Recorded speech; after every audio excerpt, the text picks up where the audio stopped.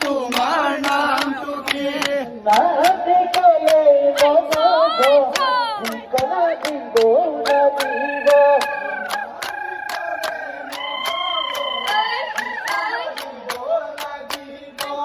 ঠিকানা দিলে নগদ ঘর দিব লাগিব ঠিকনা দিলে নহব ঘৰত নিব লাগিব। ঘৰ